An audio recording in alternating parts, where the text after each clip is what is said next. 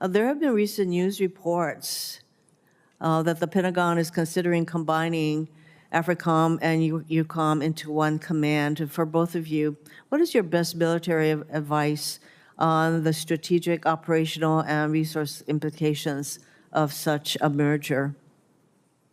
General Langley? Senator, I won't speculate on the evolving policy, but I will say this. I'll just give comparison of the relevance of AFRICOM and our mission. Back in 2007, when we were stood up, we looked at the challenges across the globe, and especially the challenge of terrorism. At that time, the global presence of terrorism on the African continent was 2%. Senator, today it's 43%. And then even adding on to a geostrategic type of perspective of our great power competitions, both Russia, Federation, and the Chinese Communist Party activities on the African continent is grand. So my responsibilities are great. So for a combat commander, it would be a daunting task for integration.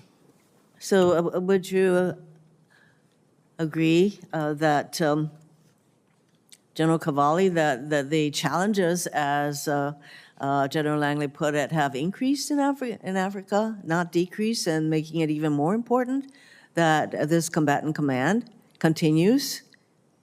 Ma'am, the challenges in Africa have increased exponentially over the last 10 years, not just the terrorism that was there during the previous period of the last 20 years, but the increasing activity of Russia and China. Yeah, there are a lot of problems there, ma'am, and I'm satisfied with the problems I have in EUCOM. Would you like to share your thoughts on yet another potential change being contemplated by the administration, and that is to give up our role as NATO's Supreme Allied Commander? Yes, ma'am. I think that would bring some challenges in terms of nuclear command and control. It would put us in a position where in an Article 5 situation, we could have, for the first time since the First World War, large numbers of American troops under non-U.S. command. So I think those are things that would have to be considered carefully. Giving up this command, in fact, could really endanger our national security. That's what I hear you saying. Thank you, Mr. Chairman. Thank you, Senator Hirono. Senator Rounds. Thank you, Mr. Chairman. Let me begin by just thanking both of you for your service to our country and to your families. We sometimes forget about the sacrifice they make when you are away, and we most certainly appreciate all of that. And once again, we appreciate what you have done and continue to do for this country. General Cavalli, our missile defense systems protect not just the U.S. homeland, but our deployed forces overseas, for example, in Europe and in the Middle East. Does EUCOM make use of any of the systems which require the use of the 3.1 to 3.45 gigahertz band of the spectrum to fully operate? And I'm just curious. This is something that I've asked every four-star uniformed officer as they've come before us, because there has been an attempt most recently to take away the exclusive use by the Department of Defense for the use of that part of the spectrum and literally to sell it for commercial purposes. Huge amounts of activity with regard to some of the best physics in the world for radar and so forth are found in there. Can you share a little bit about what EUCOM does and whether or not it would impact any of our capabilities in Europe? Yeah, we sure do use it, Senator. We use it principally in our air and missile defense systems, as you pointed out, which are part of the system that protects the United States homeland from ballistic missile attacks. So more than that, I could go into in classified session, but it is a source that would have to be worked out if we lost access to that bandwidth, yeah. Yeah. Are you familiar with some of the physics involved in why we picked that particular part for our radars and so forth? I would never volunteer just how familiar I am with physics, but yes, a little bit. Okay. Just with regard to that, I mean, there is a reason why that particular part of the spectrum is being so closely protected by the Department of Defense. Is that fair to say? There is. Thank you. General Cavalli, also, can you describe how the Ukrainian armed forces, as well as their defense industrial base, have evolved over time, and just a little bit in terms of what you've observed? Wow, sure, Senator. So in 2014, I was a one-star commanding our training enterprise in Germany and throughout Europe. And in 2015, I was given the task to help to set up a training center in Western Ukraine for the Ukrainians as a response to the invasion and the annexation of Crimea that had taken place in 2014. At the time, they were, a hand-to-mouth army that was tied in a tight fight in their eastern area and had suffered from 30 years of post-Soviet neglect. They were in tough shape. Between then and 2022, they managed, while maintaining a fight in the east, they managed to convert themselves into the force that was able to stop Russia. This came with a number of important decisions from the United States, specifically an increase in aid and the initiation of lethal aid, the donation of javelins. I believe it was in about 2016 or 2017 we gave that. Since then, you know the trajectory, sir. They went from being basically Minutemen with javelins stopping a Russian invasion to being an organized force that is increasingly able to generate force in a reliable and predictable fashion. Very difficult to do, especially on the fly. It's taken a couple of years to get it going. And they've developed a defense industry that is producing many of their own munitions right now. In fact, I would say they're the world leaders in one-way attack drone technology. Interesting. As you've watched this and observed this, you've watched what Russia has done as well. What would be your assessment of how Russia would react to a conflict between the United States and China? I think clearly whatever the United States does in the world, Russia will find a way or look for a way to turn the situation to its advantage and to seize opportunity. So depending on the exact parameters of a conflict with China, exactly what the conditions were, I would expect Russia to try to take advantage of that either in the information domain or even physically. Would it be fair to say that if we found ourselves in a theater conflict in the Pacific Rim region, highly strong possibility that we'd also find ourselves in a conflict in the European theater as well? Or other theaters as well, yes. Thank you. Thank you. General Langley, I did have questions for you, but I will put them in the record. I thank you for your service as well. Thank you, Mr. Chairman. Thank you very much, Senator Rounds. Senator King. Thank you, Mr. Chairman. Based upon the testimony this morning, I'd like to move we extend the terms of these two generals for another 4 years. Without objection. Sorry, fellas. The bad news is you get to tell your family. I have to point out, Mr. Chairman, that in the hour that we've been sitting here, investors in the United States stock market have lost $2.5 trillion, and I think that's something that should be noted. General Cavoli, it appears that the Russians and President Putin are engaged in what they consider a kind of waiting game, a grinding down in the conflict in Ukraine. Are the Ukrainians destined to lose? No, Senator. Thank you for the question because I think it's an important one. There's nothing inevitable in war. And the Ukrainians are in very strong defensive positions right now and are improving weekly their ability to generate force and to reinforce those positions. It is hard sitting here right now to envision a major Ukrainian offensive that clears everybody, out of every square inch of Ukraine.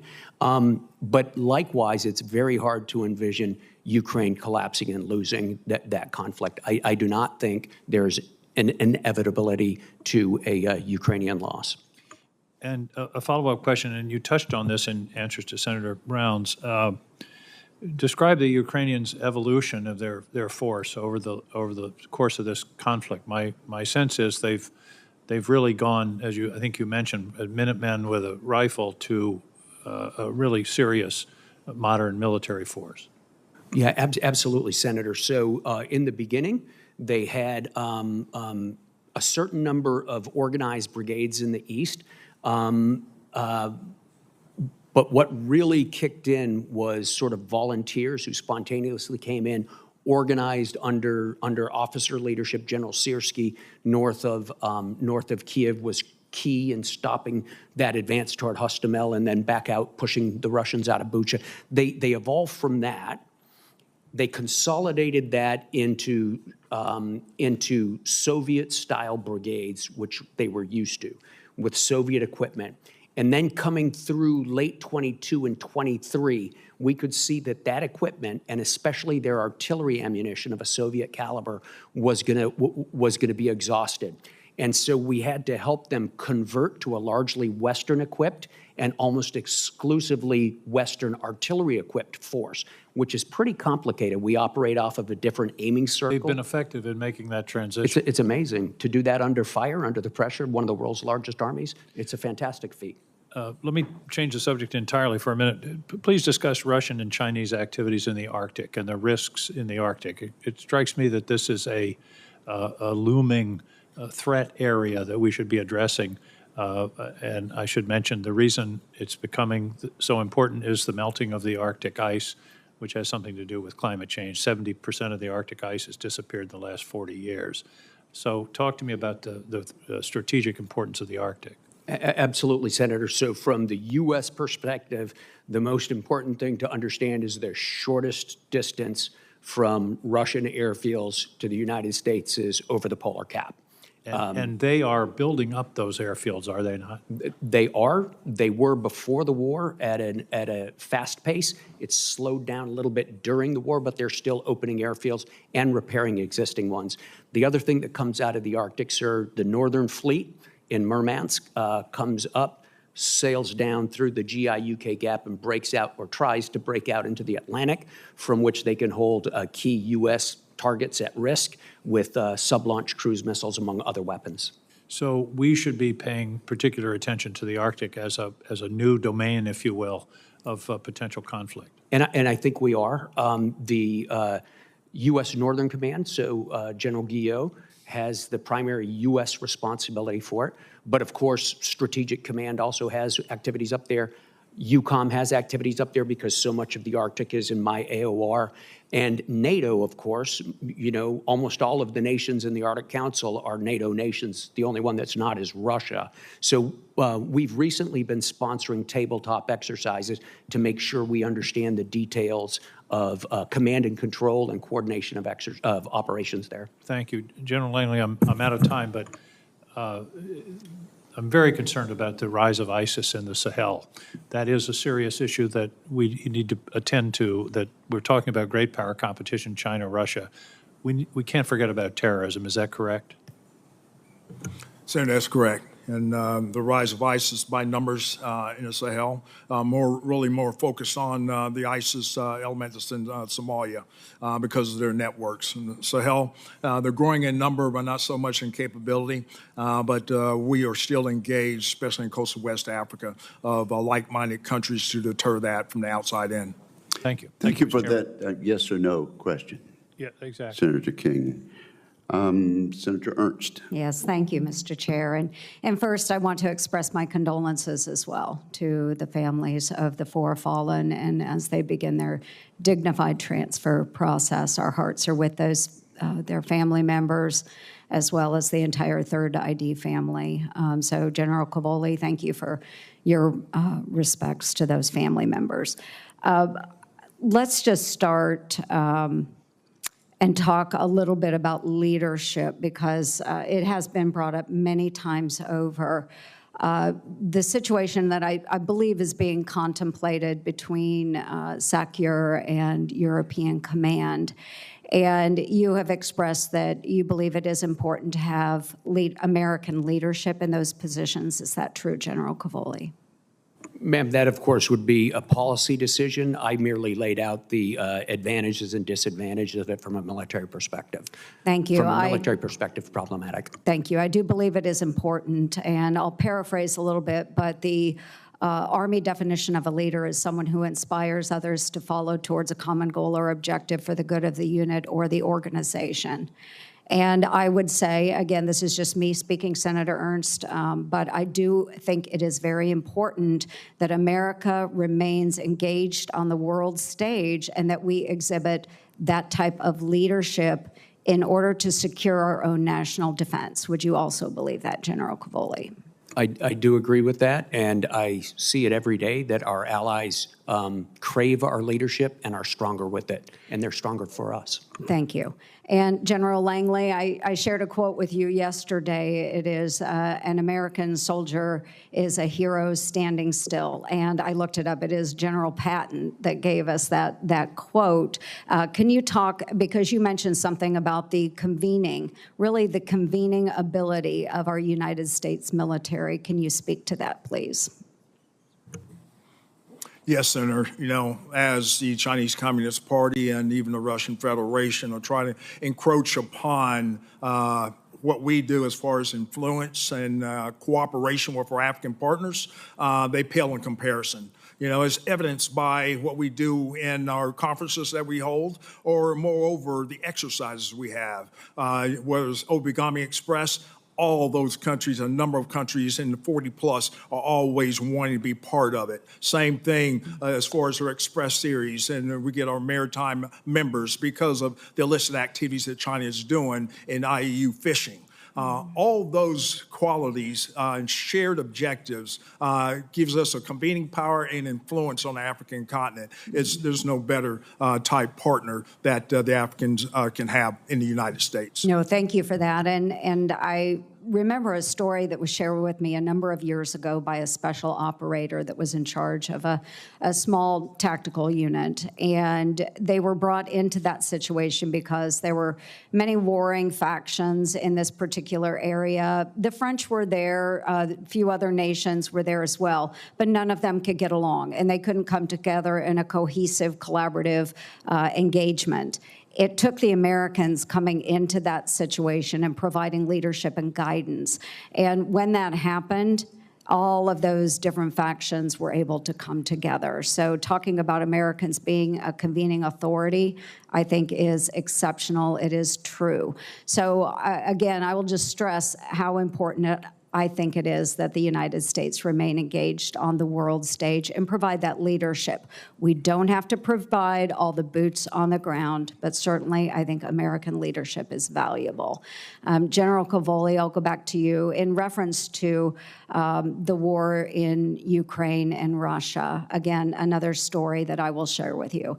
When I deployed to Operation Iraqi Freedom as a transportation company commander, we occupied a base in Kuwait. We ran convoys through Kuwait and southern Iraq. On this subcamp in Kuwait, half was occupied by Americans. Can you imagine who would occupy the other half of that camp? You don't have to know this. The other half of the camp was occupied by Ukrainian soldiers. Why were the Ukrainians there? They were not part of NATO, correct? Can you guess why they were there? Probably because we asked them to be there, and they responded positively because of our leadership position in the world. Absolutely. And I share that story because so many people don't realize that the Ukrainians were there for us when we needed them. Those men, it was all men actually, the Ukrainian men that were there, their soldiers, they were route clearing engineers. I was a transportation company commander. I am very grateful that the Ukrainians were there for us. I can't imagine how many American lives might have been saved by those Ukrainian soldiers.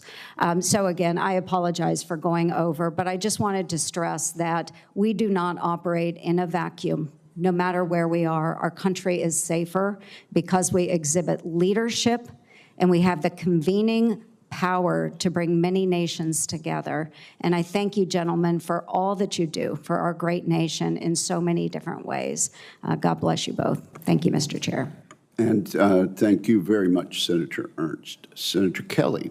Thank you, Mr. Chairman. I'd like to associate myself with Senator Ernst's remarks and echo them when I was in Ukraine just a few weeks ago. One of the messages I heard from their head of intelligence, General Budanov, and others, is if we stick with them, they will stick with us. Wherever we need them to be, they will be there. And when you consider that they're literally fighting for their survival and fighting for their lives, to expressed to me how important our relationship was and what it means to them going forward. I think we have a friend we can always rely on. But I am concerned about, over the last few weeks, the politics around this conflict have gotten us off track. But I'm curious, General Cavoli, from your perspective, friction between President Zelensky and President Trump, how do you feel our Ukrainian allies are handling this right now? And what concerns do you hear directly from them about our ability to support them? I just had members of the Ukrainian parliament in my office, and we were talking specifics. We're talking about ATACMS rounds, HIMARS, PAC-3 rounds for Patriots, AIM-120s, 155 millimeter artillery rounds, GPS, these systems. Can you just give me a summary about where you think we are with our support, and what do they need to continue this fight? Thank you, Senator Kelly. With me, my interlocutors, who are principally general officers or members of the Ministry of Defense, they're resolute. They're resolute, they're focused on a task, they have a defense to execute, and they talk to me about the practical aspects of that. You're correct, they do continue to depend on our support. Our support is in a wide variety of munitions, especially, but also the provision of intelligence. They're very eager to maintain those. And there are certain specific ones that I could talk about in closed session that are especially valuable. I did, however, earlier in open session mention air defense missiles as one of the most important, because we're basically the sole provider of those for them. All right. Thank you. And I want to move to General Langley for a second here. Good to see you again, too, General. AFRICOM has continued to experience conflict arising from the uptick in violent extremist organizations as our focus continues towards large-scale combat operations in Indo-PACOM and Europe. I'm concerned that our defense modernization and optimization will trend towards those theaters, but away from other issues that we can't ignore: the real threat of terrorism and gray zone operations, especially in AFRICOM. It's critical that we don't lose sight of this real threat. And you previously highlighted, General, your need for more ISR capability, calling ISR an active deterrent in Africa, yet we have limited platforms to go around. SOCOM has begun purchasing the OA-1K Skyraider aircraft, which I think could fill a requirement that you seem to have. Can you talk a little bit about the importance of an armed ISR platform like the OA-1K, especially one with a dual-use capability that could fill the close air support gap? Senator, thank you. I will speak to the capabilities of various ISR platforms in Africa, especially as far as our operations, ongoing operations across Somalia and in support of the Somali National Army. So I'll just speak to the capabilities of the need for ISR, that armed ISR across makes sense and do responsible type targeting across the region. That's all too important. So I'll speak to the capabilities that every combatant commander needs more ISR in support of our operations. And do you feel the OA-1K could fill a gap that you have in AFRICOM? Sir, I'll take any additional ISR and any enhanced technologies that would add to the credibility and our lethality of our forces. All right. Thank you. Thank you, Mr. Chairman. Thank you, Senator Kelly. There is a vote going on, and we actually have a series of 3 votes. The hearing will continue, and I'll pass the gavel to various members, but the hearing will not recess for the votes. Senator Scott, you're recognized. Thank you, Chairman. Thank both of you for what you do. Thank you for the men and women that work for you and serve with you. And I want to recognize and honor the 4 brave American heroes who lost their lives serving the country in Lithuania. So that has to be a tough day when that happens and talking to their families. So, General Cavoli, can you talk a little bit about the importance of what Poland, Estonia, Latvia, Lithuania are doing in contrast to, historically at least, maybe Germany is finally going to show up and do their part. But can you talk about the importance of what they're doing along the eastern flank and then in contrast to what the lack of investment that Germany's made in the past and the importance of what these countries on the eastern flank are doing? Sure, Senator. It's a great opportunity to talk about some of our allies, some of our newer allies, right? These are not plank owners. These are post-Warsaw Pact allies of the United States. Poland's at 4.7% of GDP, right? As a benchmark, we are at about 3.4%.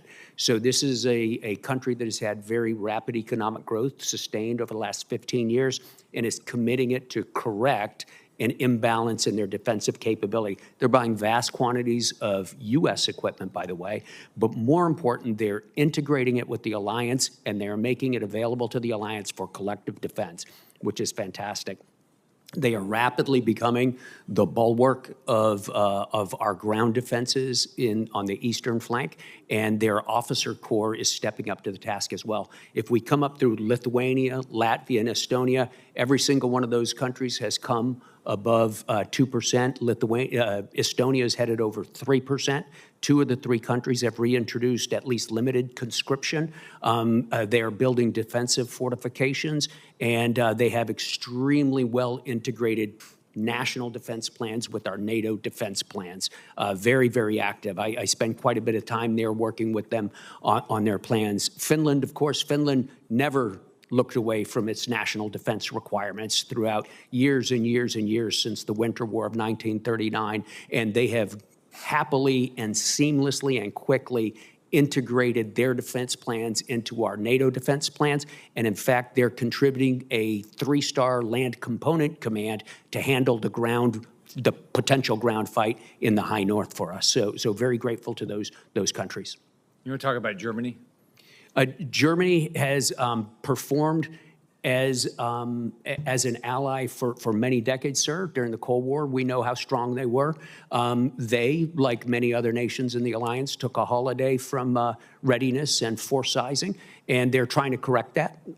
It's a complicated situation politically, but I believe that Herr Merz, Friedrich Merz, has been able to negotiate as part of a future coalition. He'll be the future chancellor. He's been able to negotiate at long last an agreement to be able to use deficit spending to be able to finance more rapid growth, and we look forward to having that happen. They have very solid plans for expansion and for modernization. We just need to see it get going. If you were placing troops in around the NATO alliance, American troops without any past, where would you move troops? If you didn't have to worry about existing physical structures, things like that? Ultimately, what we would like to see is sufficiently robust national forces to be the basis of the defense of any part of the eastern flank. In some places, that's hard to see because just the nations are not large enough, the Baltic nations, for instance. The second thing we'd like to see in those places is a reinforcement by a multinational alliance force. We have that in the 3 Baltic countries. We would like to use U.S. forces to be able to deploy rapidly from on the continent responsively to the point of need. One of the differences between the Cold War and now is we were very sure where the battlefield would be during the Cold War. Now we have, 2,300 kilometers of expanse. The U.S. forces bring capabilities that nobody else has and can move the fastest, so I need them in locations where they can be trained, ready, and where they have the infrastructure and the political agreements, the international agreements, to be able to deploy quickly from. right, thank you. Thank both of you for your service. Thank you, sir. Thank you, Senator Scott. Senator Tuberville. Good morning. Thank you, gentlemen, for your service and good luck after retirement, but you're not done yet.